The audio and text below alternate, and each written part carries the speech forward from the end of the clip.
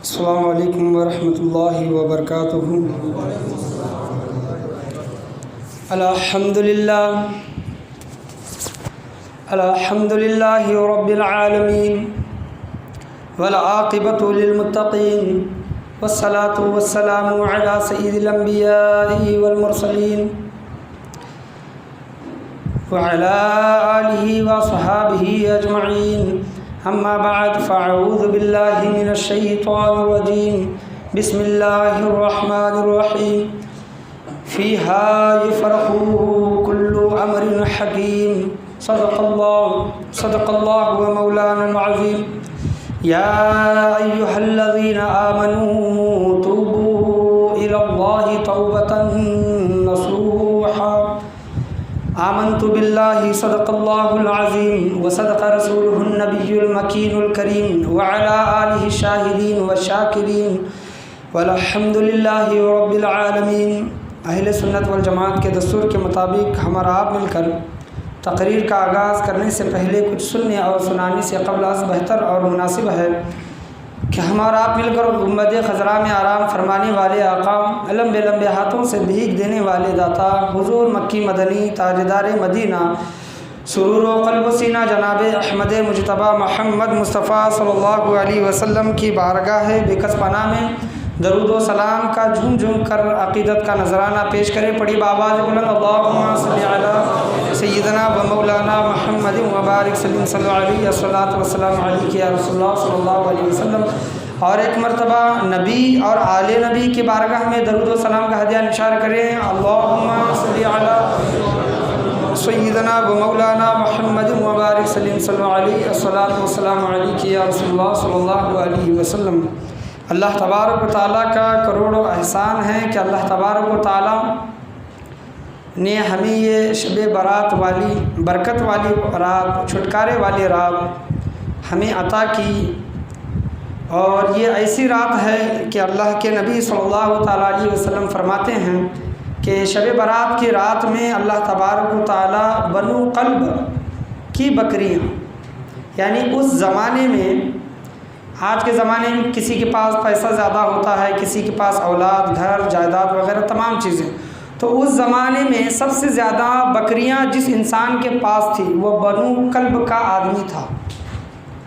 بنو کلب کے آدمی کے پاس ہزاروں کی تعداد میں بکریاں تھیں، اور حضور صلی اللہ علیہ وسلم فرماتے ہیں کہ اللہ تبارک و تعالی شب برات کی رات میں بنو کلب کے بکریاں جتنی ہیں اور ان بکریوں کے جسم کے اوپر جتنے بال ہیں، ہم اپنے سر کے بالوں کی گنتی نہیں کر سکتے، وہ بکریوں کے جسموں کی بالوں کی گنتی ہم کیا کریں گے، اور وہ ایک دو نہیں بلکہ ہزاروں کی تعداد میں آپ صلی اللہ علیہ وسلم فرماتے ہیں کہ ان بکریوں کے جسموں کے اوپر جتنے بال ہیں، اللہ تبارک و تعالیٰ ان بالوں سے زیادہ امت محمدی صلی اللہ علیہ وسلم کے لوگوں کی بخشش و مغفرت فرماتا ہے۔ تو یہ ایسی رات ہے، اور جب ان لوگوں کی اللہ تبارک و تعالیٰ بخشش و مغفرت فرما رہا ہے تو اللہ تبارک و تعالیٰ کی رحمت سے اور اللہ تبارک و تعالیٰ کے فضل سے ہمیں بھی یہ امید کرنی چاہیے، اور اللہ کی رحمت سے کبھی بھی نا امیدی نہیں کرنی چاہیے۔ نا امید ہونا ایک طرح کا کفر ہے، تو اللہ کی رحمت سے ہمیشہ امید بھی رکھنی چاہیے، اللہ تبارک و تعالیٰ سے ہمیشہ خوف بھی رکھنا چاہیے، کہ ایسا نہیں کہ پوری زندگی خوف میں گزار دیں، اور ایسا بھی نہیں کہ پوری زندگی امید میں گزار دیں، نیکی کرنا چھوڑ دیں۔ تو یہ دونوں چیزوں کو ایک جگہ جمع کر کے زندگی گزارنے کی ہمیں کوشش کرنی چاہیے۔ اور یہ 3 دن بہت میرے دن بزی رہے، کیونکہ جمعرات کے دن شاہی علی رضا عربی مدرسے کا سالانہ امتحان تھا، کل کا دن جمعہ کا تھا۔ جمعہ ہونے کے بعد میں نے جو بچے نے جو سالانہ زبانی امتحان دیے ان نمبروں کو میں مارک کر رہا تھا، جوڑ رہا تھا، اور آج عورتوں کا اجتماع تھا، شب برات کے متعلق آج عورتوں کا اجتماع رکھا گیا، تو یہ 3 دن پورے میرے اسی میں چلے گئے، تو مجھے تقریر تیار کرنے کا یا پھر پڑھنے کا زیادہ موقع نہیں ملا۔ تو میں چند آپ کے سامنے خصوصیات پہلی بات تو یہ کہ شب برات کی کیا فضیلت ہے، اور شب برات میں قبروں پر جا کر زیارت کرنا اور اپنے مرحومین کے لیے دعا کرنا، یہ احادیث کریمہ سے بھی ثابت ہے۔ اور تیسری چیز یہ کہ شب برات کا موقع ہے، شب کے معنی رات اور برات کے معنی چھٹکارا کس سے؟ گناہوں سے، اور توبہ والی رات ہے تو توبہ کے متعلق اور اللہ تبارک و تعالیٰ کا فضل کیا چیز ہے، یہ ان 4-5 چیزوں پر میں روشنی ڈالنے کی کوشش کروں گا۔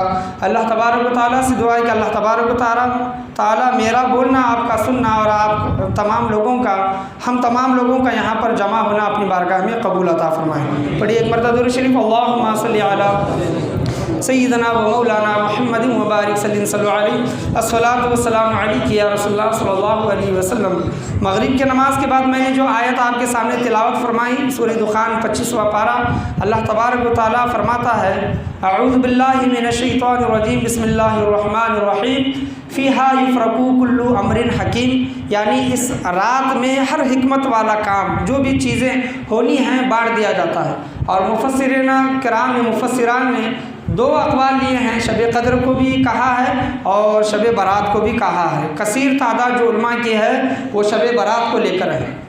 اور جو میں نے سورہ تحریم 28واں پارے کی آیت کا ایک ٹکڑا میں نے آپ کے سامنے پڑھا، اللہ تبارک و تعالیٰ ایمان والوں سے کہہ رہا ہے کہ یا ایھا الذین آمنوا، اے ایمان والو، یا ایھا الذین آمنوا توبوا الی اللہ توبۃ نصوحا، یعنی ایسی توبہ کرو کہ آگے نصیحت پہنچے۔ تو اس سے مراد حضرت سیدنا عمر رضی اللہ تعالیٰ عنہ فرماتے ہیں کہ توبۃ نصوحا کیا ہے؟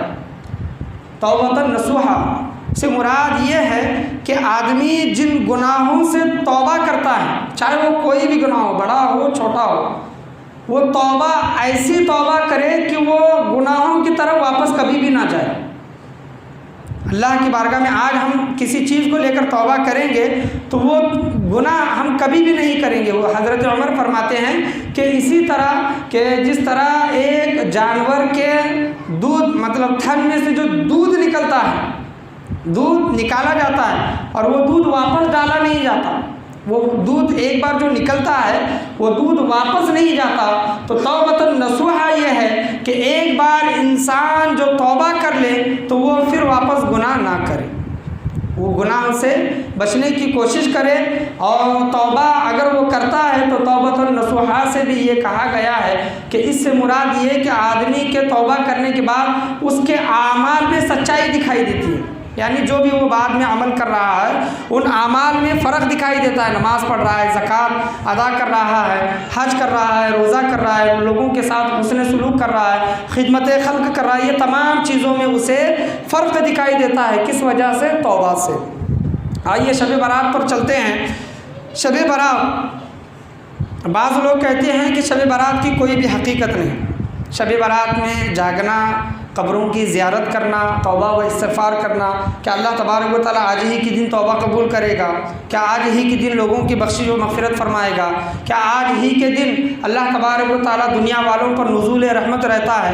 تو یہ طرح طرح کے سوالات ہیں۔ اسلام میں مساوات ہیں۔ مساوات کے معنی برابری، یعنی کوئی انسان ایک دوسرے سے بڑا چھوٹا وغیرہ کچھ بھی نہیں۔ اسلام کس وجہ سے آیا ہے؟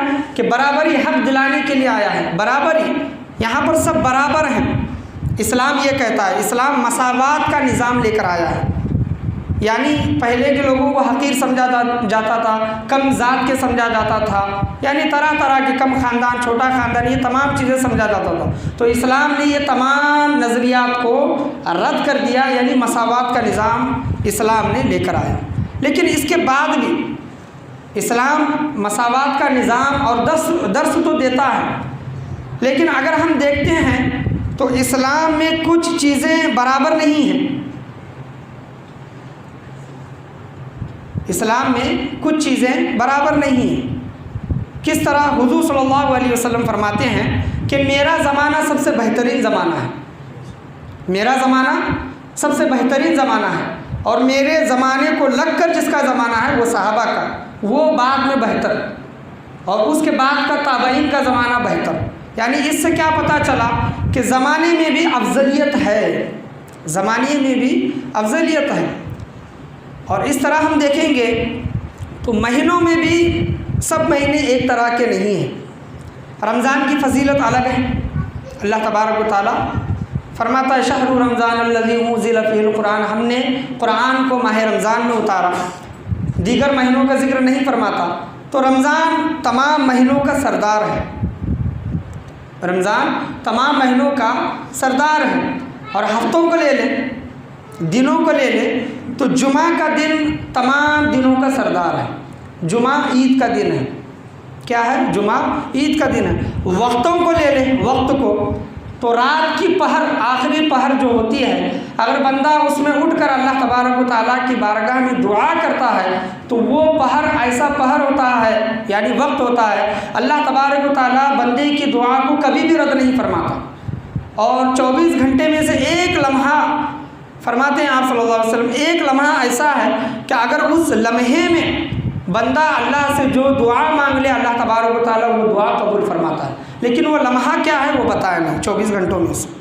تو یہ کیا ہوا؟ وقتوں میں فرق، دنوں میں فرق، مہینوں میں فرق، زمانوں میں فرق، رسولوں میں بھی فرق ہے۔ تلک الرسول فضلنا بعضهم علی بعض، ہم نے بعض رسولوں کو بعض پر فضیلت دی۔ تو یہ تمام چیزیں کیا اسلام میں یہ اگر اس طرح سے اس نظریے سے دیکھیں گے تو کوئی بھی مہینہ، کوئی بھی سال، کوئی بھی دن ہفتہ وغیرہ یہ برابر نہیں ہے۔ تو اسی طرح تمام راتیں اللہ تبارک و تعالیٰ کی بنائی ہوئی ہے، اس میں کوئی دو رائے نہیں۔ لیکن تمام راتوں میں اللہ تبارک و تعالیٰ نے چند راتیں ایسی بنائی ہیں جس میں بندے اللہ تبارک و تعالیٰ کی بارگاہ میں قرب حاصل کرتے ہیں اور اس کو راضی کرنے کی کوشش کرتے ہیں۔ جس طرح حضور صلی اللہ علیہ وسلم فرماتے ہیں کہ رمضان کا مہینہ اللہ تبارک و تعالیٰ کا مہینہ ہے، اللہ تبارک و تعالیٰ کا رمضان کا مہینہ ہے، تو اللہ تبارک و تعالیٰ نے رمضان کے مہینے میں شب قدر عطا کی۔ کیا عطا کی؟ شب قدر لوگوں کو عطا کی۔ یہ شب قدر ایسی ہے 1000 مہینوں سے افضل ہے۔ لیلۃ القدر خیر من الف شہر، یہ شب قدر 1000 مہینوں سے افضل ہے۔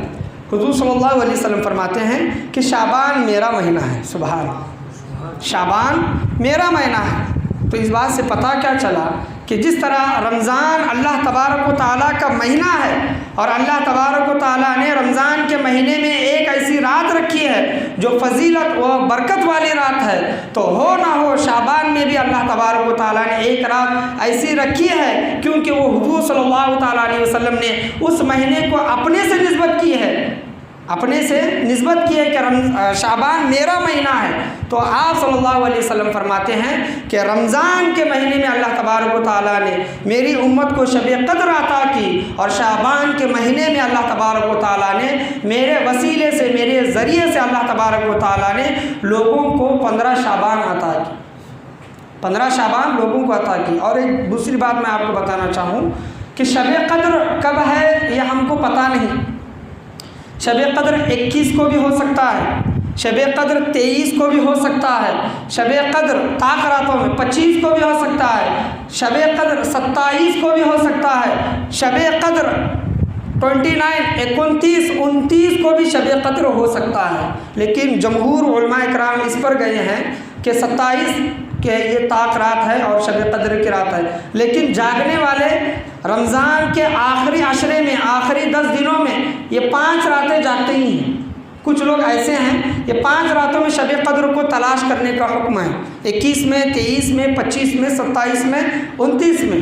لیکن شعبان کا وہ عظیم ایسا مہینہ ہے کہ جس میں تلاش کرنے کا حکم نہیں دیا، بلکہ آپ صلی اللہ علیہ وسلم نے یہ فرمایا کہ 15 شعبان کی رات شب برات کی رات ہے۔ سبحان اللہ، اس میں ہم امت کو مشکل میں نہیں ڈالا، پریشانی میں نہیں ڈالا کہ تم تلاش کرو کر کے، بلکہ بتا دیا شعبان کی رات آ گئی تو سمجھو شب برات ہے، تمہیں رمضان کی رات میں شب قدر تلاش کرنا پڑے گا۔ شب قدر شب برات سے افضل ہے، اس وجہ سے اس کو تلاش کرنا بھی کٹھن ہے۔ تو اس وجہ سے اس میں محنت بھی زیادہ ہے اور اس میں برکت بھی زیادہ ہے اور اس میں ثواب بھی زیادہ ہے۔ لیکن 15 شعبان کو آپ صلی اللہ علیہ وسلم نے کھلے الفاظوں میں بتا دیا کہ 15 شعبان شب برات کی رات ہے۔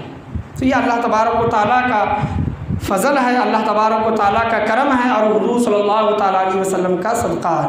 تو تمام راتیں ایک طرح کی نہیں ہو سکتی۔ اسی طرح جس طرح کوئی وقت دوسرے وقتوں کے برابر نہیں ہو سکتا، کوئی دن دوسرے دنوں کے برابر نہیں ہو سکتا، کوئی مہینہ دوسرے مہینوں کے برابر نہیں ہو سکتا، کوئی سال زمانہ دوسرے زمانوں کے برابر نہیں ہو سکتا۔ تو اسی طرح یہ شب برات کی رات ہے، شب قدر کی رات ہے، شب معراج کی رات ہے، یہ دوسرے راتوں سے افضل و اعلیٰ ہے۔ اور اس رات میں ہمیں اللہ تبارک و تعالیٰ کو راضی کرنے کی اور اللہ تبارک و تعالیٰ کو منانے کی اور اس کی بارگاہ میں رو کر گڑ گڑا کر دعا کرنے کی کوشش کرنی چاہیے۔ پڑھیے ایک مرتبہ درود شریف، اللہم صلی علی سیدنا و مولانا محمد وبارک سلم صلی اللہ علیہ الصلوۃ والسلام علیک یا رسول اللہ صلی اللہ علیہ وسلم۔ حضرت عائشہ صدیقہ رضی اللہ تعالیٰ عنہ فرماتی ہیں کہ آپ صلی اللہ علیہ وسلم باری میرے یہاں تھی آرام حجرے میں آرام کرنے کی، اور میں نے دیکھا کہ آدھی رات ہو گئی اور آپ صلی اللہ علیہ وسلم میرے بازو میں بستر میں نہیں ہیں، اور حضرت عائشہ صدیقہ رضی اللہ تعالیٰ عنہ اٹھتی ہیں تو دیکھتی ہیں کہ حضور صلی اللہ علیہ وسلم سجدے میں سجدہ ریز ہیں اور رو کر گڑ گڑا کر اللہ کی بارگاہ میں دعا کر رہے ہیں۔ یہ حدیث میں آپ کے سامنے بیان کر رہا ہوں۔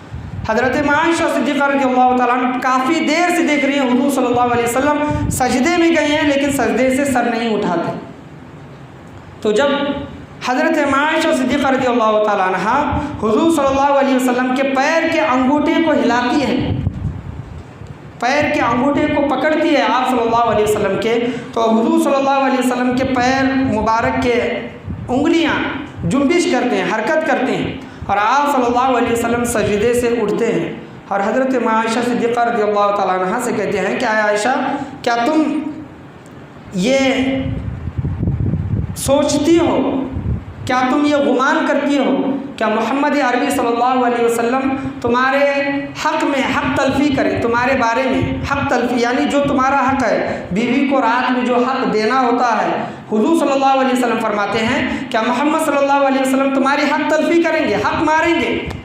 تو حضور صلی اللہ تعالیٰ علیہ وسلم کی اس جملے پر حضرت عائشہ فرماتے ہیں کہ نہیں یا رسول اللہ، آپ میرے بستر میں مجھے نہیں پائے گئے، اس وجہ سے میں نے آپ کو دیکھا کہ آپ سجدے میں ہیں اور آپ نے اتنا لمبا سجدہ کیا، اتنا لمبا سجدہ کیا کہ مجھے گمان ہوا کہ کہیں اللہ تبارک و تعالیٰ نے آپ کی روح پرواز کی نہ ہو، یعنی آپ کی روح قبض نہ ہو گئی، تو اس وجہ سے میں نے آپ کے پیر کے انگوٹھے کو ہاتھ لگایا۔ تو حضور صلی اللہ علیہ وسلم فرماتے ہیں کہ عائشہ آج کی رات ایسی رات ہے، یہ رات 15 شعبان کی رات ہے، اور اللہ تبارک و تعالیٰ اس رات میں بنو کلب کی جو بکریاں ہیں، ان بکریوں کے اوپر جو بال ہے، ان بالوں سے بھی زیادہ امت کے لوگوں کی بخشش و مغفرت فرماتا ہے۔ تو حضور صلی اللہ علیہ وسلم کا رات میں اٹھ کر جاگنا، شب برات میں سجدہ کرنا، عبادت کرنا، یہ حدیث سے ثابت ہے اور حضور صلی اللہ تعالیٰ علیہ وسلم کے طریقے سے ثابت ہے۔ اور دوسری روایت نسائی، ترمذی، طبرانی، مشکات شریف میں یہ بہت سی کتب میں آئی ہے، کتابوں میں آئی ہے۔ حضرت عائشہ صدیقہ رضی اللہ تعالیٰ عنہ جب حضور صلی اللہ علیہ وسلم کو حجرے میں نہیں دیکھتی، یہ دوسری روایت پیش کی ہے راویوں نے، حضرت عائشہ صدیقہ رضی اللہ تعالیٰ عنہ حضور صلی اللہ علیہ وسلم کو اپنے گھر میں نہیں پاتی، اپنے کمرے میں نہیں پاتی، تو حضور صلی اللہ علیہ وسلم کی تلاش میں باہر نکلتی ہیں، اور حضور صلی اللہ علیہ وسلم جنت البقیع سے تشریف لا رہے ہیں، جنت البقیع۔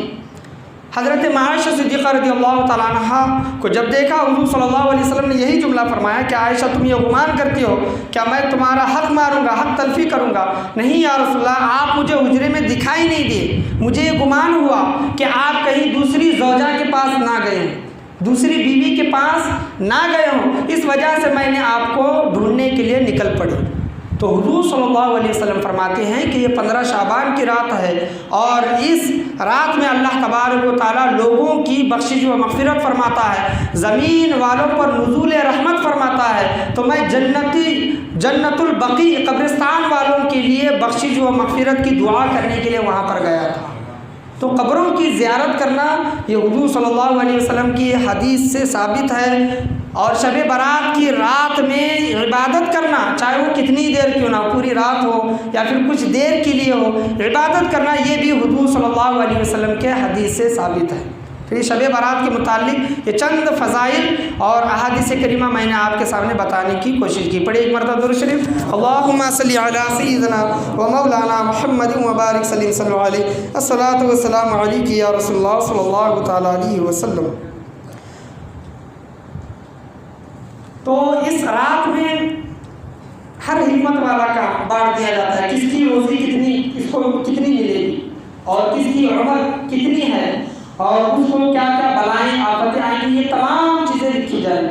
اور حضور صلی اللہ علیہ وسلم شعبان کے اکثر روزے رکھا کرتے تھے، یعنی اکثر زیادہ تر، اور شعبان کے روزوں سے رمضان کے روزوں کو ملا دیا کرتے، یعنی اکثر زیادہ تر شعبان کے روزے رکھا کرتے۔ اور جب کسی نے پوچھا حضور صلی اللہ علیہ وسلم سے کہ آپ شعبان کے روزے اتنی کثرت کے ساتھ کیوں رکھتے ہیں، تو حضور صلی اللہ علیہ وسلم نے فرمایا کہ شعبان کے مہینے میں 15 تاریخ یعنی شب برات کی رات میں لوگوں کی موت اجل لکھی جاتی ہے۔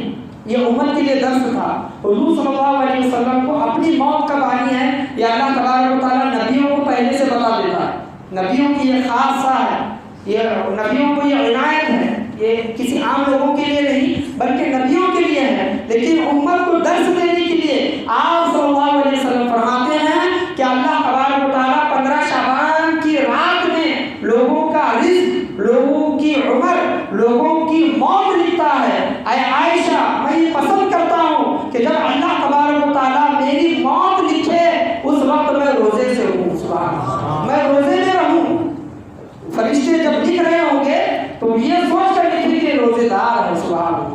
تو یہ روزوں کی فضیلت، روزے رکھنا اور اس رات میں خوب عبادت کرنا، قبروں کی زیارت کے لیے جانا، ان کے لیے دعائیں مغفرت کرنا، یہ تمام چیزیں احادیث کریمہ سے ثابت ہے۔ یہ کوئی واقعات میں نے آپ کے سامنے بیان نہیں کیے، نسائی شریف، ترمذی شریف، مشکوٰۃ شریف، المعجم الکبیر، یہ تمام کتب میں یہ احادیث کریمہ آئی ہیں۔ پڑھیے ایک مرتبہ درود شریف، اللہم صلی علی سیدنا و مولانا محمد وبارک صلی اللہ علیہ الصلاۃ والسلام علیک یا رسول اللہ صلی اللہ تعالیٰ علیہ وسلم۔ تو اس رات میں ہمیں اپنے لیے، اپنے گھر والوں کے لیے، اپنے مرحومین کے لیے دعائیں مغفرت ضرور کرنا چاہیے۔ اور ایسی کتنی شب برات ہیں ہماری زندگیوں میں آئی اور گئی، کتنی، ہماری عمریں کتنی ہیں، 20 سال ہوگی تو 20 میں سے آپ 10 پکڑ لیجئے، جب بالغ ہو جاتا ہے بچہ 30 ہوگی تو 15 پکڑ لیجئے، 40 ہوگی تو 25، تو ایسے کتنے شب برات ہیں۔ اور ہم ہر شب برات میں اللہ کی بارگاہ میں توبہ کرتے ہیں، اور پھر دوسرے دن یا پھر تیسرے دن، چوتھے دن وہ گناہ کرنا پھر شروع کر دیتے ہیں۔ تو وہ کیا توبہ قبول ہوگی؟ توبہ قبول ہونے کی بھی چند نشانیاں ہیں۔ جس انسان کی توبہ قبول ہوتی ہے وہ انسان وہ گناہ کبھی بھی نہیں کرتا، وہ انسان وہ گناہ کبھی بھی نہیں کرتا۔ اور جس کی توبہ قبول ہوئی ہے اس کا دل دوسرے دن نیکی میں لگنا شروع ہو جاتا ہے۔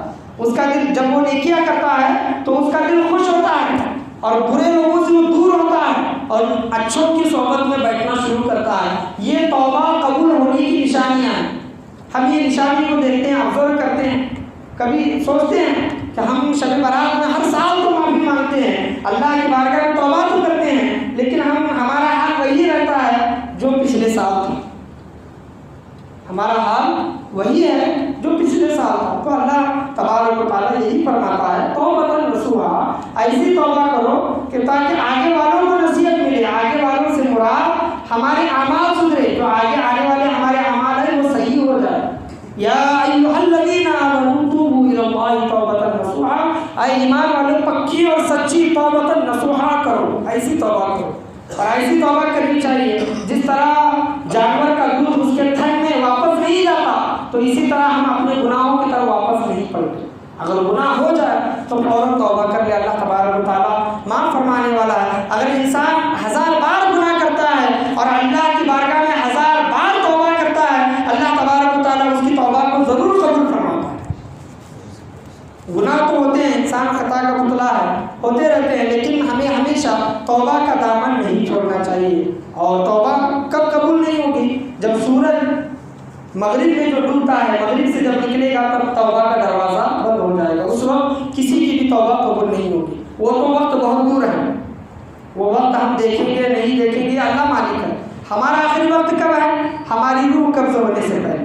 موت کا گرگرا جو آتا ہے، جو گرانا جو جس کو کہتے ہیں، سکرات کا عالم جس کو کہتے ہیں، وہ وقت آنے سے پہلے ہم اللہ کو راضی کر لیں۔ وہ وقت آ گیا اور پھر اس وقت اللہ کو راضی کرنے کی کوشش کریں گے تو وہ ہمارا بیکار ہوگا اللہ کو راضی کرنا۔ تو موت سے پہلے، موت آنے سے پہلے اللہ کو راضی کرنے کی کوشش کریں۔ اور ہم موت سے کتنے غافل ہیں، موت سے بہت غافل ہیں۔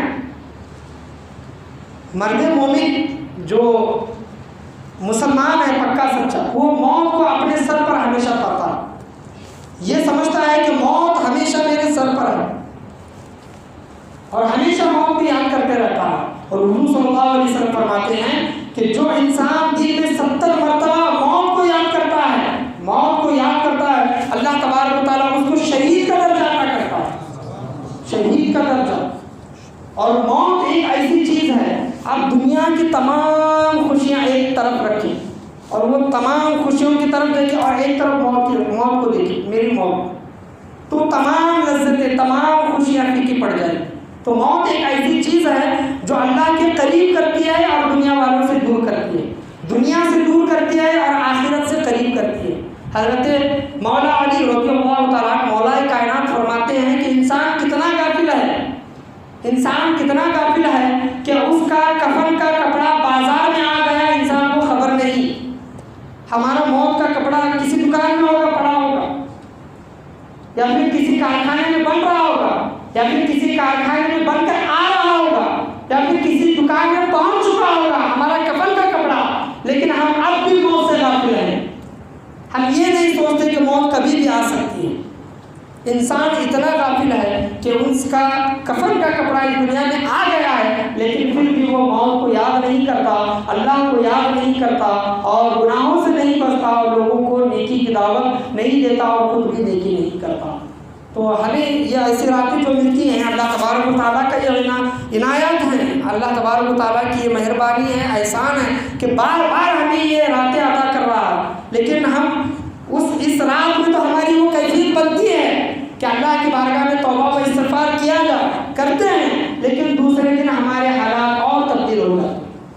تو شیطان انسان عدو مبین، شیطان ہر گھڑی ہمیں گمراہ کرنے کی کوشش کرتا ہے، اس سے انسان کی شیطان سے جنگ ہمیشہ رہے گی، زندگی بھر رہے گی، موت تک رہے گی۔ تو ہمیں چاہیے یہ کہ شیطان سے ہمیشہ لڑتے رہیں اور اللہ تبارک و تعالیٰ کی اتباع و پیروی کرتے رہیں۔ پڑھیے ایک مرتبہ درود شریف، اللہم صلی علی سیدنا و مولانا محمد وبارک صلی علیہ الصلاۃ والسلام علیک یا رسول اللہ صلی اللہ تعالیٰ علیہ وسلم۔ تو اللہ کی بارگاہ میں توبہ کیا معنی رکھتی ہے اور اللہ توبہ کرنے والوں کو کس طرح پسند فرماتا ہے، اور توبہ کے بعد میں اللہ تبارک و تعالیٰ کے فضل کے متعلق آپ کے سامنے بیان کرنا چاہوں گا کہ حضرت موسیٰ علیہ السلام کے دور میں بنی اسرائیل میں اللہ تبارک و تعالیٰ سے ہم کلام ہوتے ہیں۔ حضرت موسیٰ علیہ السلام پوچھتے ہیں کہ اے باری تعالیٰ، اس سرزمین پر تیرا سب سے نافرمان بندہ، گنہگار بندہ کون ہے؟ اللہ تبارک و تعالیٰ فرماتا ہے کہ اے موسیٰ، فلاں درخت کے پاس جاؤ، وہاں پر ایک انسان کھڑا ہے، وہ اس سرزمین پر میرا سب سے بڑا نافرمان اور سب سے بڑا گنہگار ہے۔ موسیٰ علیہ السلام جاتے ہیں درخت کے پاس، اللہ کی بتائی ہوئی نشانی کے پاس جا کر دیکھتے ہیں کہ صحیح میں ایک شخص وہاں پر کھڑا ہوا تھا۔ حضرت موسیٰ علیہ السلام ملامت کرتے ہیں، گنہگار تھا، اور وہاں سے نکلتے ہیں، رات کا وقت تھا، نکلتے ہیں۔ وہ انسان جو درخت کے پاس کھڑا تھا، اس کے ساتھ میں ایک چھوٹا سا بچہ بھی تھا۔ وہ انسان رات کے وقت میں جب اپنے بچے کو کندھے پر لے کر نکلتا ہے تو بچوں کی عادت ہوتی ہے کہ ماں باپ سے سوال کریں، تو بچہ بھی سوال کرتا ہے اپنے باپ سے کہ ابا جان، یہ جو پہاڑ ہمیں جو دکھائی دے رہے ہیں، یہ پہاڑ سے بڑا کیا ہے؟ اس کا باپ کہتا ہے کہ پہاڑ سے بڑا تو بیٹا سمندر ہے۔ بیٹا پھر سوال کرتا ہے، ابا جان سمندر بڑا ہے تو سمندر سے بڑا کیا ہے؟ تو باپ کہتا ہے کہ سمندر سے بڑا آسمان ہے، آسمان بہت بڑا ہے۔ تو بیٹا پھر سوال کرتا ہے کہ ابا جان آسمان سے بھی بڑا کیا ہے؟ آسمان سے بھی بڑا، آسمان کی گہرائی لمبائی کتنی ہے ہم ناپ تول نہیں کر سکتے۔ تو اس باپ کو خیال آتا ہے اس کے گناہوں پر اس شخص کی نگاہ جاتی ہے، تصور کرتا ہے کہ میرے گناہ کیسے ہیں، تو باپ رونے لگتا ہے، بچہ کاندھے پر بیٹھا ہوا ہے اور وہ باپ روتے روتے کہتا ہے کہ اے بچے، اس آسمان سے بھی بڑے، اس آسمان سے بھی زیادہ، اس آسمان سے بھی بڑے تیرے باپ کے گناہ ہیں۔ اللہ اکبر، تیرے باپ کے گناہ ہیں، کیا پتہ اللہ تبارک و تعالیٰ تیرے اس باپ کے گناہوں کو معاف کرے گا کہ نہیں۔ چلتے چلتے رو رہا ہے، اپنے بچے سے بات کر رہا ہے اور اپنے گناہوں کا ذکر اپنے بیٹے کے سامنے کر رہا ہے اور کہہ رہا ہے کہ اللہ تبارک و تعالیٰ، کیا پتہ اللہ تبارک و تعالیٰ مجھے معاف کرے گا کہ نہیں۔ تو اللہ تبارک و تعالیٰ کو وہ ادا بہت پسند آئی، اس کا رونا اور اپنے گناہوں کا ذکر کر کے رونا، یاد کر کے رونا اللہ کو بہت پسند آیا۔ حضرت موسیٰ علیہ السلام دوسرے دن صبح اللہ کی بارگاہ میں دعا کرتے ہیں کہ باری تعالیٰ، تیرا اس دنیا میں، اس سرزمین پر سب سے نیک، تیرا محبوب پسندیدہ بندہ کون ہے؟ تو اللہ تبارک و تعالیٰ فرماتا ہے کہ موسیٰ اسی پیڑ کے پاس جانا، اسی درخت کے پاس جانا۔ حضرت موسیٰ علیہ السلام اللہ کے بتائے ہوئے نشانی، اللہ کے بتائے ہوئے درخت کے پاس جب صبح جاتے ہیں تو اسی انسان کو پاتے ہیں جو رات میں کھڑا ہوا تھا۔ حضرت موسیٰ علیہ السلام پریشان، حیران، اور اللہ سے کہتے ہیں کہ اے باری تعالیٰ، یہ کیا معاملہ ہے؟ کل رات میں یہ انسان تیرا سب سے بڑا نافرمان، سب سے بڑا گنہگار انسان تھا، لیکن ایک رات نہیں گزری، یہ انسان تیرا سب سے بڑا محبوب اور پسندیدہ بندہ بن گیا۔ اللہ تبارک و تعالیٰ فرماتا ہے کہ اے موسیٰ، کل اس میرے بندے کو اپنے گناہوں کا احساس ہو گیا، یہ بندہ اپنے گناہوں کو یاد کر کے رونے لگا اور میری رحمت سے یہ امید کرنے لگا کہ کاش اللہ تبارک و تعالیٰ میری بخشش و مغفرت فرمائے، میرے گناہوں کو معاف فرمائے۔ اللہ کے رسول صلی اللہ علیہ وسلم فرماتے ہیں کہ لوگوں، تمہارے گناہ اگر آسمان تک بھی پہنچ جائے، کہاں تک؟ آسمان تک، تمہارے گناہ اگر آسمان تک بھی پہنچ جائے تب بھی تم اللہ کی رحمت سے نا امید نہ ہونا، اللہ کی رحمت سے نا امید نہ ہونا، اللہ کی بارگاہ میں ہمیشہ توبہ و استغفار کرتے رہنا، توبہ کے دامن کو کبھی بھی نہیں چھوڑنا، بھلے تم کتنے گنہگار کیوں نہ ہو، تم 1000 گناہ کرو گے، تمہارے گناہ سمندر کی جھاگ کے برابر اور تمہارے گناہ آسمانوں تک پہنچ جائے تب بھی اللہ تبارک و تعالیٰ کی رحمت تمہیں معاف کرنے والی ہے۔ لا تقنطوا من رحمت اللہ، اللہ کی رحمت سے کبھی بھی نا امید نہ ہونا چاہیے۔ حضور صلی اللہ علیہ وسلم کی بارگاہ میں ایک شخص آتا ہے، حدیث نبوی ہے، اور آ کر کہتا ہے کہ یا رسول اللہ، میں بہت بڑا گنہگار ہوں، بہت بڑا گنہگار ہوں، میرے گناہ ایسے ہیں کہ اگر زمین سنے تو زمین کانپ جائے، آسمان سنے تو آسمان تھرا جائے۔ حضور صلی اللہ علیہ وسلم فرماتے ہیں کہ کیا تیرے گناہ درخت کے جتنے پتے ہیں دنیا میں اس سے زیادہ ہے، درختوں کے پتوں سے زیادہ ہے؟ تو وہ شخص، گنہگار شخص کہتا ہے کہ ہاں یا رسول اللہ، دنیا میں جتنے پتے نہیں درختوں کے اس سے کئی زیادہ میرے گناہ ہیں۔ حضور پوچھتے ہیں کہ آسمانوں کے ستاروں سے بھی زیادہ تیرے گناہ ہیں؟ وہ کہتا ہے کہ ہاں، آسمانوں کے ستارے آسمان میں اتنے نہیں ہوں گے جتنے میرے گناہ ہیں۔ حضور پوچھتے ہیں کہ زمین کے ذرات، ریت کے ذرات جو ہوتے ہیں ریتیلی، وہ ریت کے ذرات سے بھی زیادہ تیرے گناہ ہیں؟ تو وہ شخص کہتا ہے کہ ہاں یا رسول اللہ صلی اللہ علیہ وسلم، میرے گناہ اس سے بھی زیادہ ہیں، اس سے بھی بڑے ہیں۔ تو اللہ کے رسول صلی اللہ علیہ وسلم آخری جملہ کہتے ہیں، کیا تیرے گناہ اللہ تبارک و تعالیٰ کی رحمت سے بھی بڑے ہیں، رحمت سے بھی زیادہ ہیں؟ کیا تیرے گناہ اللہ کی رحمت سے بھی زیادہ ہیں؟ تو وہ شخص تڑپ اٹھتا ہے اور روتا ہے اور کہتا ہے کہ یا رسول اللہ صلی اللہ علیہ وسلم، اللہ کی رحمت تو بہت بڑی ہے، اگر اللہ تبارک و تعالیٰ چاہے تو میرے گناہوں کو معاف فرما سکتا ہے۔ حضور صلی اللہ علیہ وسلم کہتے ہیں کہ جا، میں تجھے بشارت دیتا ہوں، اگر تو نے سچے دل کے ساتھ اگر توبہ کی ہے، اللہ کی رحمت سے اگر تو نے امید رکھی ہے تو اللہ تبارک و تعالیٰ تیرے گناہوں کو معاف فرمانے والا ہے۔ تو ہمیں توبہ کا دامن کبھی بھی نہیں چھوڑنا چاہیے۔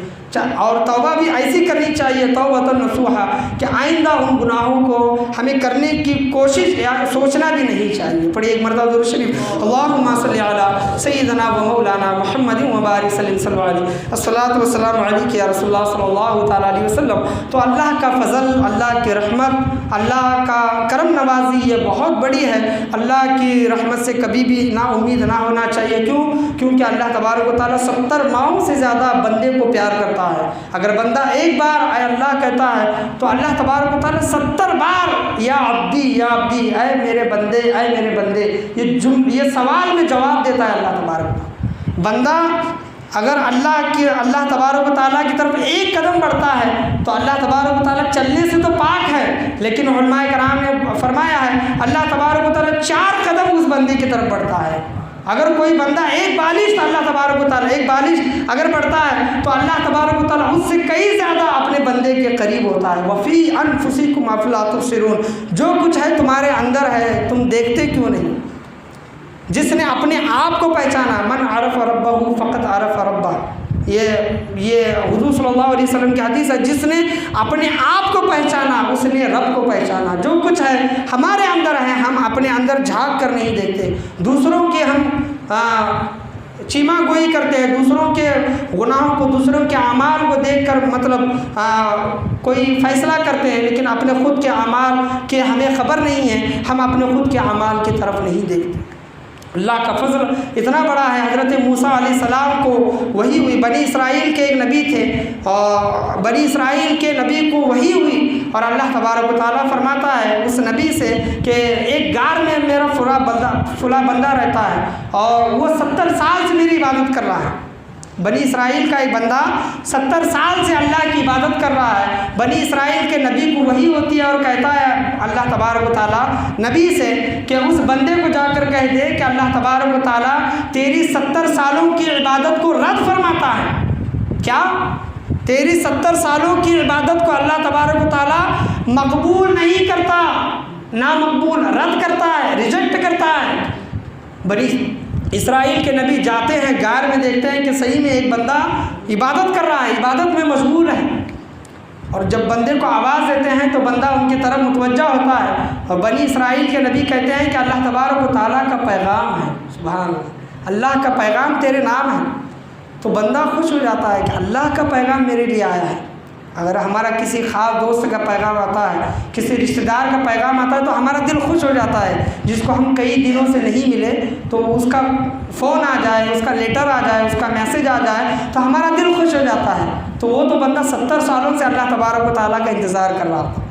جب بنی اسرائیل کے نبی کے زبان سے یہ سنا کہ اللہ کا پیغام آیا ہے تو وہ خوش ہو جاتا ہے، جھوم اٹھتا ہے اور کھڑا ہوتا ہے کہ میرے رب کا کیا پیغام ہے۔ تو بنی اسرائیل کے نبی کہتے ہیں کہ اللہ تبارک و تعالیٰ نے تیرے 70 سال کی عبادت کو رد کیا ہے۔ اللہ تبارک و تعالیٰ تیرے 70 سال کی عبادت کو رد کیا ہے۔ اتنا سننا تھا، وہ عبادت گزار شخص، عابد شخص جھومنے لگتا ہے، رشک کرنے لگتا ہے۔ بنی اسرائیل کے نبی پریشان ہوتے ہیں اور کہتے ہیں کہ بندے اللہ نے تیری عبادت کو قبول نہیں کیا بلکہ رد کیا ہے۔ تو وہ بندہ کہتا ہے کہ اللہ تبارک و تعالیٰ کے مقبول بندوں میں نہ صحیح نامقبول بندوں میں تو میرا نام آ گیا، سبحان اللہ، نامقبول بندوں کی لسٹ میں تو میرا نام آ گیا۔ ارے میرا کام ہے عبادت کرنا، وہ قبول کرے یا نہ کرے وہ اس کا کام ہے۔ آج لوگ کہتے ہیں کہ ہم نمازیں پڑھتے ہیں، پتہ نہیں نمازیں قبول ہوتی ہے کہ نہیں۔ ہم نمازوں میں جب کھڑے ہوتے ہیں تو خیال آنا شروع ہوتا ہے، ارے تم مسجد کو آؤ تو صحیح، عبادتیں کرو تو صحیح، تمہاری عبادتیں کیسی ہی کیوں نہ ہو، اللہ کی بارگاہ میں حاضری تو لگاؤ۔ کوئی ٹیچر، کوئی استاد، اگر کوئی بچہ عربی میں نہیں آتا تو اس کو سزا دیتا ہے، اگر بچہ روز آتا ہے تو اس کو سزا نہیں دیتا۔ کیونکہ بچہ روز آ رہا ہے، بھلے پڑھے کیوں نہ پڑھے لیکن آ تو رہا ہے۔ اسی طرح اللہ کی مسجد میں روزانہ آیا کرو، عبادتیں قبول ہوگی یا نہ ہوگی آپ اور میں فیصلہ کرنے والے نہیں، بلکہ یہ اللہ تبارک و تعالیٰ فیصلہ کرے گا۔ عبادتیں اس کی بارگاہ میں کیا کرو۔ تو وہ رشک کرنے لگا اور کہنے لگا کہ اللہ کے مقبول بندوں میں نہ صحیح نہ مقبول بندوں میں تو میرا نام آ گیا، میرے لیے اتنا ہی کافی ہے۔ میرا کام تھا عبادت کرنا، اس کا کام تھا قبول کرنا یا پھر رد کرنا، اس نے کیا۔ تو وہ خوشی سے جھومنے لگا۔ اللہ تبارک و تعالیٰ وہی فرماتا ہے نبی پر، وہی نازل فرماتا ہے بنی اسرائیل کے نبی پر، اور کہتا ہے کہ اللہ تبارک و تعالیٰ تیرے 70 سال کی تمام عبادتوں کو قبول فرماتا ہے۔ اللہ تو تمہیں آزمانے کے لیے یہ پیغام بھیجا تھا۔ تو اللہ تبارک و تعالیٰ ہر طرح سے ہر طریقے سے ہمیں آزماتا ہے، ہر طریقے سے ہم تمام لوگوں کو آزماتا ہے۔ تو ہم آزمائش پر ہمیشہ کھڑے اترنے کی کوشش کرنی چاہیے۔ پڑھے ایک مرتبہ درود شریف، اللہم صلی علی سیدنا و مولانا محمد مبارک صلی اللہ علیہ الصلوۃ والسلام علیک یا رسول اللہ صلی اللہ علیہ وسلم۔ تو اللہ کا فضل ایسا ہے، تو چاہے تو 70 سالوں کی عبادت رد کر دے، چاہے تو 70 سالوں کی عبادت قبول کر لے۔ اللہ کا فضل بہت بڑا ہے۔ اللہ حکایتوں میں آیا ہے، میں نے پڑھا ہے، حکایتوں میں آیا ہے کہ قیامت کے دن ایک شخص کو لایا جائے گا۔ اللہ کا فضل کتنا بڑا ہے، دیکھیے اللہ کی نعمتیں کتنی بڑی ہیں، ہم ان نعمتوں پر دھیان نہیں دیتے، ہم ان نعمتوں پر دھیان نہیں دیتے، ہماری نظر وہاں پر نہیں جاتی، توجہ نہیں جاتی۔ ایک شخص کو لایا جائے گا اور وہ شخص بغیر گناہ کیے، کتنے بغیر گناہ کیے، اس انسان نے 300 سال عبادت کی، کتنے بغیر گناہ کیے 300 سال اس نے عبادت کی۔ اللہ تبارک و تعالیٰ جب وہ فرشتے اس کو اللہ کی بارگاہ میں لائیں گے، اللہ تبارک و تعالیٰ کہے گا کہ اس انسان کو، عابد انسان کو میرے فضل سے جنت میں داخل کر دو۔ کیا؟ میرے فضل سے جنت میں داخل کر دو۔ تو وہ عابد پریشان ہوگا اور کہے گا کہ اے باری تعالیٰ 300 سال میں نے کوئی گناہ نہیں کیا اور 300 سال صرف تیری عبادت کرتا رہا، اور تو کہہ رہا ہے کہ اپنے فضل سے مجھے جنت میں داخل فرما۔ تو اللہ تبارک و تعالیٰ فرماتا ہے کہ تو میرے فضل کو پہچان نہیں سکتا، میری نعمتوں کو، میری عنایتوں کو پہچان نہیں سکتا، تیری وہاں تک پہنچ نہیں، تو وہ جان نہیں سکتا، مشاہدہ نہیں کر سکتا۔ وہ بندہ کہتا ہے کہ میں مشاہدہ کرنا چاہتا ہوں۔ اللہ تبارک و تعالیٰ فرماتا ہے کہ ترازو لایا جائے، میزان لایا جائے، اور اللہ تبارک و تعالیٰ اس بندے کی ایک آنکھ کو نکالے گا۔ کیا؟ ایک آنکھ کو، اس وقت اللہ تبارک و تعالیٰ ایک آنکھ کو نکال کر میزان پر رکھے گا، اور اس کی 300 سالوں کی عبادت کو ایک جگہ رکھے گا، ایک پلڑے میں، اور ایک پلڑے میں اس کی ایک آنکھ، اور 300 سال عبادت کے مقابلے میں اللہ تبارک و تعالیٰ کی عطا کی ہوئی وہ آنکھ وہ بھاری ہو جائے گی ان 300 سال کے اعمال سے، 300 سال کے اعمال سے بھاری ہو جائے گی۔ اللہ تبارک و تعالیٰ اس بندے سے کہے گا کہ بندے دیکھ یہ میرا فضل ہے، تو نے 300 سال عبادت کر کے بھی میری ایک آنکھ کا بدلہ عطا نہیں کیا، تو نے میری ایک آنکھ کا بدلہ تو نے عطا نہیں کیا۔ تو سوچے اللہ تبارک و تعالیٰ نے ہمیں کن کن چیزوں سے نوازا ہے، کیا ہم اس کا شکریہ ادا کر رہے ہیں؟ کیا اس کا حق ادا کر رہے ہیں؟ پیر کا جو حق ہے وہ اللہ تبارک و تعالیٰ کا کیا صحیح میں حق ادا کر رہے ہیں؟ یہ ان پیروں کو اللہ کی راہ میں چلنا چاہیے، اللہ کے دین کی خدمت کے لیے چلنا چاہیے، کیا ہمارے پیر وہ کام کر رہے ہیں؟ ہمارے ہاتھ، اللہ تبارک، ہاتھوں کی اہمیت کیا ہوتی ہے؟ جس کے ہاتھ نہیں ان سے پوچھو، جن کا ایک ہاتھ نہیں ان سے پوچھو، جو پیدائشی معذور ہیں ان سے پوچھو، کیا ہمارے ہاتھ صحیح میں وہ حق ادا کر رہے ہیں جو دین محمد صلی اللہ علیہ وسلم کو سر بلند کرنے کے لیے کرنا چاہیے؟ ہماری آنکھ، ہماری زبان، ہمارے کان، یہ تمام اعضاء، یہ تمام باڈی پارٹس، کیا وہ اللہ تبارک و تعالیٰ کا اس طرح حق ادا کر رہے ہیں جس طرح انہیں حق ادا کرنا چاہیے؟ نہیں ادا کر رہے۔ یہ زبان اللہ تبارک و تعالیٰ نے ہمیں کس لیے دی؟ بولنے کے لیے، اور بھی جاندار ہیں اللہ تبارک و تعالیٰ کے۔ اللہ تبارک و تعالیٰ کی 18,000 مخلوقات ہے، لیکن بولنے کا سلیقہ صرف انسان کو دیا ہے۔ کیوں؟ کیونکہ نیکی کا حکم دے اور برے کاموں سے لوگوں کو روکے۔ کیا ہم وہ حق ادا کر رہے ہیں؟ صرف اس کان سے اچھے جملے سنیں، کیا وہ ہم حق ادا کر رہے ہیں؟ اللہ کا حق ہم ادا نہیں کر سکتے۔ حضرت داؤد علیہ السلام کہتے ہیں کہ باری تعالیٰ میں تیرا شکر ادا کیسے کروں؟ اے باری تعالیٰ، حضرت داؤد علیہ السلام کہتے ہیں کہ اللہ میں تیرا شکر ادا کیسے کروں؟ جس زبان سے میں تیرا شکر ادا کر رہا ہوں وہ زبان بھی تیری دی ہوئی ہے، جو زبان سے شکر ادا کر رہا ہوں وہ زبان بھی تیری دی ہوئی ہے۔ تو ہم اس کا شکر ادا کیسے کر سکتے ہیں؟ تو ہمیشہ ہمیں اس کے شکر گزار بندے بن کر، صابر بندے بن کر اور عبادت گزار بندے بن کر ہمیشہ زندگی گزارنے کی ہمیں کوشش کرنی چاہیے۔ آخری بات میں آپ کو بتانا یہ چاہوں گا، خاص کر ایصال ثواب کے تعلق سے، ریاضت الریحان میں ایک واقعہ یوں آیا ہے، میں نے بیان بھی کیا تھا۔ ایک بزرگ ہیں اور وہ کسی سفر پر جا رہے تھے تو راستے میں قبرستان آ گیا۔ یہ ایصال ثواب کے لے کر، اور ہم جو قبروں کو جاتے ہیں اور اپنے مرحومین کو جو ایصال ثواب کرتے ہیں، اس پر میں روشنی کو ڈالنے کی کوشش کروں گا۔ یہ آخری واقعہ ہے۔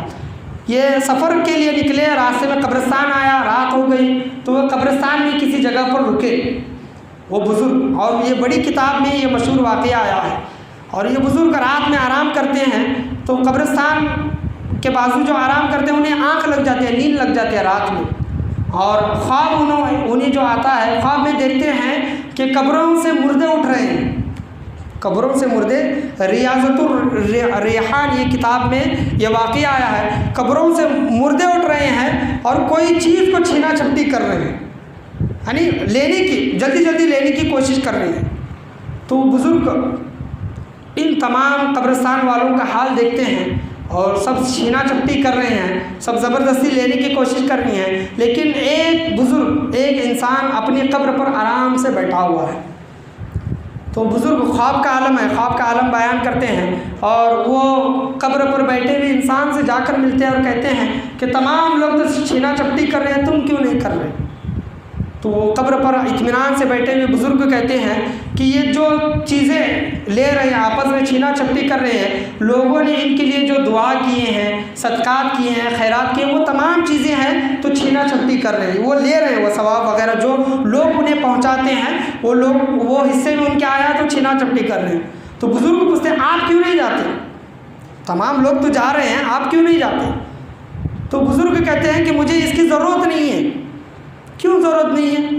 کیونکہ میرا بیٹا حافظ قرآن ہے، سبحان اللہ، میرا بیٹا حافظ قرآن ہے، وہ صبح سے لے کر شام تک میرے لیے ایصال ثواب کے طور پر ایک قرآن مجید فرقان حمید پڑھ کر میرے لیے ایصال ثواب کر دیتا ہے، سبحان اللہ، وہ مجھے مل جاتا ہے اور مجھے ان چیزوں کی ضرورت نہیں ہے۔ تو بزرگ پوچھتے ہیں کہ آپ کا بیٹا کہاں رہتا ہے؟ تو خواب میں ہی نشانی گاؤں کا نام وغیرہ نشانی بیان کر دیتے ہیں۔ دوسرے دن صبح جب اٹھتے ہیں وہ بزرگ اور اس گاؤں میں جاتے ہیں اور اس شخص کے بیٹے کی تلاش جب کرتے ہیں تو وہ بیٹا مل جاتا ہے، اور صحیح میں وہ حافظ قرآن تھا، اور اپنے باپ کے لیے وہ ہمیشہ ایک قرآن مجید فرقان حمید پڑھ کر ایصال ثواب کر دیا کرتا تھا، سبحان اللہ۔ یہ ایصال ثواب کے متعلق میں آپ کو بیان کر رہا ہوں۔ تو اسے جا کر ملاقات کرتے ہیں اور کہتے ہیں کہ آپ کے والد صاحب آئے تھے، آپ جو عمل کر رہے ہیں بہت اچھا عمل کر رہے ہیں، آپ کے والد صاحب آپ کے بہت خوش ہیں۔ ملاقات کر کے وہاں سے چل دیتے ہیں، اور کچھ مہینوں کے بعد دوبارہ سفر پر جب نکلتے ہیں تو اسی قبرستان سے گزر ہوتا ہے، اور رات کا وقت، اتفاق رات کا وقت ہوتا ہے، وہیں پر آرام کرتے ہیں، وہی خواب دوبارہ پڑتا ہے، دوبارہ آتا ہے، اور بزرگ دیکھ رہے ہیں کہ قبروں سے مردے اٹھ رہے ہیں اور لوگوں نے جو صدقات و خیرات کیے ہیں اس کا چھینا چپٹی کر رہے ہیں، اور اس میں وہ انسان بھی ہے جو انسان کچھ مہینوں پہلے آرام سے اپنے قبر پر بیٹھا ہوا تھا، حافظ قرآن والے کا باپ بیٹھا ہوا تو وہ بھی اٹھ کر چھینا چپٹی کر رہا ہے۔ تو بزرگ اس انسان کے پاس جاتے ہیں اور کہتے ہیں کہ آپ کچھ مہینے پہلے تو اطمینان سے بیٹھا کرتے تھے، کیا ہوا؟ آپ بھی ان لوگوں کی طرح کیوں ہو گئے؟ چھینا چپٹی کیوں کر رہے ہیں؟ تو انسان کہتے ہیں کہ کچھ دنوں پہلے میرے حافظ بیٹے کا انتقال ہو گیا اور میرے لیے ایصال ثواب کرنے والا کوئی نہیں ہے، اسی لیے میری بھی ان لوگوں کی طرح حالت ہو گئی۔ اللہ اکبر۔ تو بزرگ صبح میں اٹھ کر جا کر دیکھتے ہیں، گاؤں والوں سے پتہ کرتے ہیں تو صحیح میں اس بیٹے کا انتقال ہو گیا تھا۔ تو جو ہم یہاں پر ایصال ثواب کے جو بھی طریقے اپناتے ہیں، میٹھا کچھ بھی بناتے ہیں یا پھر کچھ بھی صدقات و خیرات کرتے ہیں، جس طرح آپ دیکھ رہے ہیں کہ اے سی وغیرہ بٹھائے ہیں، اے سی وغیرہ ہم تو نہیں جان سکتے، وہ بزرگ شخصیات تھی اور وہ لوگوں کو دیکھ سکتے تھے کہ قبروں کا حال کیا ہے، وہ اللہ ولی تھے اور لوگوں کو نہیں بتاتے تھے، جن کو بتانا تھا انہی کو بتاتے تھے۔ ہم تو نہیں جان سکتے، لیکن ہم اپنے مرحومین کے لیے کچھ کریں۔ آج شب برات کی رات ہے، ان کے قبروں پر جائیں، اگر ہمارے ماں باپ ہیں ہماری قبروں میں تو ان کے لیے جا کر دعائیں مغفرت کریں اور ان کے لیے صدقہ جاریہ کریں۔ ایسا صدقہ کریں کہ وہ صدقہ ہمیشہ کے لیے چلتا رہے اور وہ ثواب ہمیشہ کے لیے ان کو ملتا رہے، ہمارے مرحومین کے لیے وہ ثواب ہمیشہ جاری، صدقہ جاریہ رہے۔ کوئی مسجد باندھتا ہے تو جب تک وہ مسجد رہتی ہے، اگر کسی مرحومین کے نام سے وہ مسجد باندھی گئی ہے، اگر وہ قیامت تک مسجد رہے گی تو ان مرحومین کو قیامت تک کے لیے ثواب ملتا رہے گا۔ کوئی کنواں کھودتا ہے، پانی کا کنواں، اس کنویں سے جتنے بھی لوگ پانی پیتے رہیں گے تو جتنے پینے والے ہیں اتنا تمام لوگوں کا ثواب اس مرحومین کو ملتا رہے گا۔ آج ہم آپ سے کہتے ہیں، کوئی زبردستی نہیں کر رہے کہ کوئی ایسے بٹاتا ہے، کوئی اپنے مرحومین کے نام پر 1000 دے رہا ہے، 2000 دے رہا ہے، یا پھر کوئی ایسے بٹا رہا ہے صرف مرحومین کے نام پر۔ میں آپ کے لیے بتا رہا ہوں، اگر کرتا ہے تو ضرور بضرور اللہ کی ذات سے ہمیں یہ امید رکھنا چاہیے کہ اللہ تبارک و تعالیٰ وہ اجر و ثواب ان کو ضرور عطا کرتا ہے۔ اپنے مرحومین، ہمارے مرحومین کو ضرور وہ اجر و ثواب عطا کرتا ہے۔ ہمارے مرحومین مرنے کے بعد کچھ بھی امید نہیں کرتے کہ ہمارے نام پر گھر لکھ دو، گاڑی لکھ دو، یہ جائیداد، کچھ بھی نہیں۔ ہمارے مرحومین، ہمارے گھر والے جب اس دنیا سے جاتے ہیں صرف اور صرف ہمارے دعاؤں کے محتاج ہوتے ہیں۔ میرے گھر والے میرے لیے دعا کریں، میرا بیٹا، میرا بیٹی، میرا باپ، میری ماں میرے لیے دعا کریں، اور ہم جب دعا کرتے ہیں تو ان کی روح قبر میں خوش ہوتی ہے اور خوش ہو کر وہ ہمارے لیے دعا کرتے ہیں کہ باری تعالیٰ اسے، میرے بچوں کو صحیح سلامت رکھنا۔ اور بتایا گیا کہ سب سے بہترین مال کیا ہے، تو بہت سی چیزوں کا ذکر کیا گیا اور بتایا گیا کہ سب سے بہترین مال یہ ہے کہ جب باپ یا پھر ماں باپ اس دنیا سے چلے جائیں تو ان کی اولاد ان کے لیے دعا کرتی رہے، تو یہ سب سے بہترین مال ہے۔ انہوں نے چھوڑ کر جو مرے ہیں، ماں باپ جو چھوڑ کر مرے ہیں، سب سے بہترین مال کیا ہے؟ اپنی اولاد کو یہ سکھا کر مرے ہیں کہ مرنے والوں کے لیے دعا کرو، مرنے والوں کے لیے صدقہ جاریہ کرو، مرنے والوں کے لیے دعائیں مغفرت کرتے رہا کرو، کیونکہ ہمیں بھی مرنا ہے، ہمیں بھی مرنا ہے۔ ہم آج ہمارے مرحومین کے ساتھ جس طرح معاملہ کریں گے، ہمارے ساتھ بچے ہمارے ساتھ وہی معاملہ کریں گے۔ آج ہم ہمارے مرحومین کو یاد نہیں کرتے، سال میں صرف ایک بار یاد کرتے ہیں تو ان کا حق ادا نہیں ہوتا۔ روزانہ جائیں، روزانہ نہیں جا سکتے تو جمعہ میں جائیں، جمعہ میں ایک بار۔ اپنے والدین کی قبر ہے، اپنے دادا دادی، نانا نانی کی، اپنے دوستوں کی، اپنے بھائی بہنوں کی، جن کی بھی قبریں ہیں، جمعہ میں ایک بار جا کر ان کے لیے دعائیں مغفرت کیا کریں، کیونکہ کل ہمیں بھی وہاں پر جانا ہے۔ تو لوگ جو مرحومین ہوتے ہیں قبروں کا حال عجیب حال ہوتا ہے۔ قبر ایک ایسی جگہ ہے، حضور صلی اللہ علیہ وسلم فرماتے ہیں قبر جنت کے باغوں میں سے ایک باغ ہے اور جہنم کے گڑھوں میں سے ایک گڑھا ہے۔ یعنی انسان کے لیے جو مرتا ہے تو اس کو وہاں پر جنت کا سکون بھی ملتا ہے اور جہنم کا عذاب بھی ملتا ہے۔ اگر گنہگار ہے تو جہنم کا عذاب اس کے لیے وہ قبر جہنم بنا دی جاتی ہے، وہ قبر اس کے لیے جہنم بنا دی جاتی ہے۔ اگر نیک ہے تو وہ قبر اس کے لیے جنت بنا دی جاتی ہے۔ وہ جہاں تک نگاہ کرتا ہے، ہمارے دیکھنے میں 3-4 فٹ کا کھڈا دکھائی دیتا ہے، لیکن اندر قبر والے کو جہاں تک اس کی نگاہ جاتی ہے اللہ تبارک و تعالیٰ قبر کو اتنا لمبا کر دیتا ہے۔ آج ہم 10-12 بائی کے روم میں رہتے ہیں، لیکن قبر کا معاملہ ایسا نہیں ہے۔ قبر میں مردے کی نگاہ جہاں تک جاتی ہے، اگر نیک انسان ہے تو جہاں تک اس کی نگاہ جاری ہے اللہ تبارک و تعالیٰ قبر کو اتنا کشادہ، اتنا چوڑا کر دیتا ہے۔ اور اپنے مرحومین کے لیے ہمیشہ دعا کرتی رہنی چاہیے، اللہ تبارک و تعالیٰ ہمارے مرحومین کو قبر میں کشادگی، یعنی جہاں تک ان کی نگاہ جاتی ہے قبر کو کشادہ کر دے، عذاب قبر سے بچا، ان کے ساتھ رحیمی قریبی کا معاملہ فرما۔ اگر آج ہم اپنے مرحومین کے لیے دعا کریں گے تو وہ ہمیں قبروں میں خوش ہوں گے۔ وہ کچھ بھی نہیں مانگتے، پیسے وغیرہ کچھ بھی نہیں، بس نیک دعائیں مانگتے ہیں کہ تاکہ ہمارے گھر کے لوگ ہمارے لیے نیک دعا کریں۔ اور دوسری چیز، وہ جو حافظ قرآن، جو بیٹا اپنے باپ کے لیے قرآن پڑھ کر بخشتا تھا، آج ہمارا حل کیا ہے؟ آج ہمارے گھر میں کوئی مرتا ہے تو ہم مدرسے کے بچے بلاتے ہیں۔ میں یہ نہیں کہتا کہ مدرسے کے بچے غلط ہیں، کیونکہ ہم بھی مدرسے میں ہی پڑھے ہوئے ہیں اور سب ایسے ہوتے ہیں، میں یہ بھی نہیں کہتا۔ آپ جن بچوں کو پڑھا رہے ہیں، جن بچوں کو لا رہے ہیں قرآن خوانی کو، کیا وہ اس تڑپ سے پڑھ رہے ہیں جس تڑپ سے ان کو پڑھنا چاہیے؟ بھلے ہی آپ 20 بچے منگا لیں، میں اس کا انکار، قرآن خوانی کا انکار نہیں کر رہا، بالکل بھی نہیں کر رہا، 20 بچے بلا لیں اور 20 بچے 2-3 گھنٹے میں پورا قرآن پڑھ ڈالیں اور آپ قرآن لے کر بیٹھیں اور ایک پارہ پڑھیں، آپ اس طرف سے پڑھیں گے جس طرف سے آپ کو پڑھنا چاہیے، اور وہ بچے نہیں پڑھیں گے کیونکہ وہ رشتہ نہیں ہے، وہ جان پہچان نہیں ہے، وہ تڑپ نہیں ہے۔ اور ہم اپنے لوگوں کے لیے، اپنے مرحومین کے لیے جس تڑپ سے پڑھیں گے اور جس امید سے پڑھیں گے، اللہ تبارک و تعالیٰ وہ تڑپ کو بھی دیکھنے والا ہے اور امید کو بھی قبول کرنے والا ہے۔ بھلے ہی آپ ایک رکوع کیوں نہ پڑھیں، آج مدرسے کے بچوں کو بلایا جاتا ہے یا پھر بلا کر ان کو گھروں میں بٹھایا جاتا ہے اور آپ خود باہر بیٹھے ہوئے ہوتے ہیں۔ وہ بچے تو پڑھ رہے ہیں، آپ کے مرحومین کے لیے وہ بچے بیٹھے ہیں، لیکن آپ خود گھر والے کچھ نہیں کر رہے۔ بعض لوگ بڑی راتوں میں ایک قرآن 50 روپے میں ایک قرآن پڑھا ہوا، 100 روپے میں ایک قرآن پڑھا ہوا، وہ کس طرح پڑھے ہیں، کیسے پڑھے ہیں، میں برائی تو نہیں کر رہا، لیکن میں بتانا یہ چاہ رہا ہوں کہ ہم جو پڑھتے ہیں، جس تڑپ سے پڑھتے ہیں، وہ تڑپ، وہ پڑھنا ہمارا اللہ تبارک و تعالیٰ کی بارگاہ میں قبول ہوتا ہے اور مرحومین کو وہ اچھا لگتا ہے۔ مثال کے طور پر آپ کی ایک بوڑھی ماں ہے اور آپ کی بوڑھی ماں کہتی ہے کہ بیٹا میرے پیر دبا، اور آپ کا ایک نوکر بھی ہے، ماں کے کہنے پر آپ نے نوکر کو کہا میرے ماں کے پیر دبا، تو نوکر تو آپ کی ماں کے پیر دبا دے گا، لیکن ماں کو وہ سکون نہیں ملے گا جو آپ کے دبانے سے ملتا ہے۔ کیوں؟ کیونکہ بیٹا دبا رہا ہے، تو وہ مردوں کو جو وہ سکون نہیں ملے گا جو دوسرے پڑھتے ہیں۔ آپ پڑھیں، بھلے ایک رکوع پڑھیں، 4 آیتیں پڑھیں، 11 درود شریف پڑھیں، اللہ کی رحمت بہت بڑی ہے، بہت بڑی ہے، بہت بڑی ہے۔ اللہ کی رحمت اتنی بڑی ہے کہ آپ 11 مرتبہ درود شریف پڑھ کر بھی اگر بول دیں کہ اے باری تعالیٰ یہ 11 درود شریف کے صدقے میں میرے مرحومین کی بخشش و مغفرت فرما، اللہ کی رحمت وہ 11 درود شریف کے صدقے طفل میں ہمارے مرحومین کی بخشش و مغفرت فرما سکتی ہے۔ ایک مرتبہ سورہ فاتحہ 3 بار قل اللہ شریف پڑھ کر کہیں، یہ حدیث میں بھی آیا ہے کہ جو کوئی شخص ایک بار الحمدللہ 3 بار قل اللہ جو پڑھتا ہے، 3 بار قل اللہ پڑھنے کا ثواب یہ ہے کہ اس کو ایک قرآن شریف پڑھنے کا ثواب ملتا ہے۔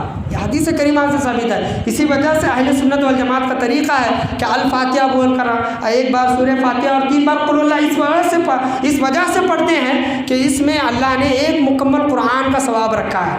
اگر ایک مکمل قرآن الحمد سے لے کر ناس سے پڑھنا وہ الگ بات ہے، اس میں محنت ہے، اس میں برکت بھی ہے اور اس میں ثواب زیادہ ہے، لیکن اللہ تبارک و تعالیٰ نے، اللہ کی رحمت بڑی ہے تو چھوٹی چھوٹی چیزوں سے اللہ تبارک و تعالیٰ نوازتا ہے۔ تو ہم جو گھر والوں کو پڑھ کر بخشتے ہیں تو باہر سے لینے سے بہتر ہے کہ ہم خود پڑھ کر بخشیں۔ ایسا ضروری بھی نہیں ہے ایک قرآن پڑھنا 300 بار پڑھنا، کتنا بھی آپ پڑھ سکتے ہیں، ایک پارہ پڑھو، 30 پارے پڑھو، 20 پارے پڑھو، ایک رکوع ہی کیوں نہ پڑھو، روز کا روزانہ ایک رکوع ہی کیوں نہ پڑھو، پڑھ کر ان کے لیے دعائیں مغفرت کرتے رہیں، اور صرف پڑھنا ہی نہ رکھیں۔ ایسا نہیں کہ دن بھر ہم قرآن ہی پڑھتے رہیں گے، ان کے لیے بخشش و مغفرت کی دعا کرتے رہیں گے، وہ تو ہے، صحیح ہے، جائز ہے، لیکن اللہ تبارک و تعالیٰ نے ہر ایک سے کانٹیکٹ رکھا ہے۔ کیا رکھا ہے کہ اگر تم اپنے مرحومین کے نام سے یتیموں کی مدد کرو گے، بیواؤں کی مدد کرو گے، مظلوموں کی مدد کرو گے، غریبوں کی مدد کرو گے، غریبوں کا دل خوش ہو جائے گا، بیواؤں کا دل خوش ہو جائے گا، یتیموں کے سرپرستی پر ہاتھ پھیرنے والا مل جائے گا، اللہ تبارک و تعالیٰ اس کے ذریعے جتنی مغفرت مرحومین کی فرماتا ہے اتنی مغفرت اور کسی کی نہیں فرماتا۔ کیوں؟ کیونکہ بندوں کو مدد مل رہی ہے، خدمت خلق۔ کیا ہے خدمت خلق؟ لوگوں کی خدمت کرنا۔ ہم کسی کو کھانا کھلاتے ہیں، کسی کو پانی پلاتے ہیں، کسی کی مدد کرتے ہیں، تو یہ بھی نیت رکھیں کہ ہم جو بھی مدد کر رہے ہیں، جو بھی کر رہے ہیں، ہمارے مرحومین کے لیے کر رہے ہیں۔ کوئی شخص یہ سوچتا ہے کہ نہیں ہم صرف پڑھیں گے، پڑھنے میں کچھ پیسہ خرچ نہیں ہوتا، یہ قرآن شریف کتنے 20 دن نہ 15 دن نہ 30 دن مہینہ بھر پڑھیں گے قرآن، لیکن صدقہ و خیرات نہیں کریں گے، پڑھنے میں کہاں پیسہ جاتا ہے؟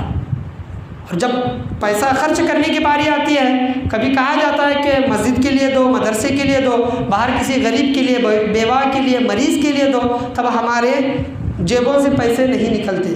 اور اللہ فرماتا ہے وَمِمَّا رَزَقْنَاهُمْ يُنْفِقُونَ، اور وہ لوگ اللہ کی راہ میں خرچ کرتے ہیں جن کو ہم نے عطا کیا ہے، یعنی جو تمہارا مال ہے، ہمارا مال ہے، میرے پاس جو میرا مال ہے، آپ کے پاس جو آپ کا مال ہے، وہ ہمارا نہیں ہے بلکہ اللہ تبارک و تعالیٰ کا ہے۔ اللہ کیا کہہ رہا ہے؟ اللہ کہہ رہا ہے کہ وہ لوگ اللہ کی راہ میں دیتے ہیں جن کو اللہ نے دیا ہے، یعنی ہمارے پاس جتنا بھی مال ہے وہ اللہ کا دیا ہوا ہے، اور ہم اللہ کی راہ میں خرچ کرنے سے بچتے ہیں، ہم اللہ کی راہ میں خرچ کرنے سے بچتے ہیں۔